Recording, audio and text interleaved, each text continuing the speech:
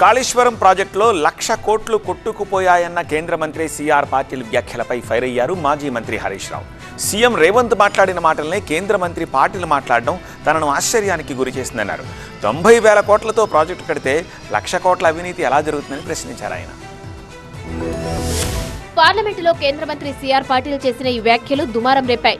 పాటిల్ ఎవరు తప్పుదోవ పట్టించారన్నారు హరీష్ రావు. రేవంత్ రెడ్డి వ్యాఖ్యలు సిఆర్ పాటిల్ వ్యాఖ్యలు మధ్య తేడా లేదు. బీఆర్ఎస్ మీద బురద జల్లడంలో కాంగ్రెస్ బీజేపీల ఫెవికాల్ బంధం బయటపడ్డది. కాళేశ్వరం మీద పెట్టిన ఖర్చే 90,000 కోట్లు, 1,00,000 కోట్లు కొట్టుకుపోయినాయి అని ఎట్లా మాట్లాడతాడు? అది రేవంత్ రెడ్డి భాష. అదే భాష ఆయన మాట్లాడింది. అసలు ఈ కాళేశ్వరం ప్రాజెక్టుకు కేంద్ర ప్రభుత్వమే అన్ని రకాల అనుమతులు ఇచ్చింది. కేంద్ర ప్రభుత్వమే కాళేశ్వరం ప్రాజెక్టు దేశానికి ఆదర్శమని కేంద్ర ప్రభుత్వ సంస్థలు, కేంద్ర మంత్రులు, సర్వోన్నత న్యాయస్థానం కూడా చాలా స్పష్టంగా చెప్పింది. కాళేశ్వరం విషయంలో కాంగ్రెస్ బీజేపీ బురద రాజకీయాలు చేస్తున్నాయని మండిపడ్డారు మాజీ మంత్రి. మరి 1,00,000 కోట్లు కొట్టకపోతే ఉత్తమ్ కుమార్ రెడ్డి గారు ఏమంటారు? ఇలా 2024-25లో కాళేశ్వరం ప్రాజెక్టులో ఇప్పుడు పారుతున్న లక్షల ఎకరాలకు అదనంగా 24-25లో 3,000 ఎకరాలు కొత్తగా పారకం పెరిగింది.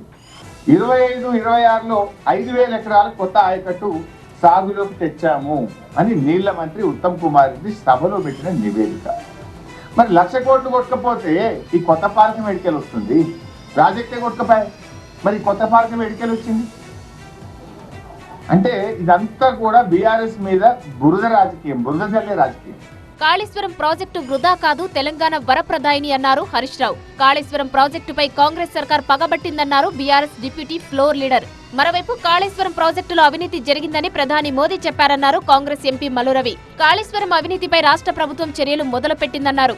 అంతకుముందు ప్రధానమంత్రి స్వయంగా హైదరాబాద్లోకి వచ్చి 1,00,000 కోట్ల రూపాయల అవినీతి జరిగిందని చెప్పాడు.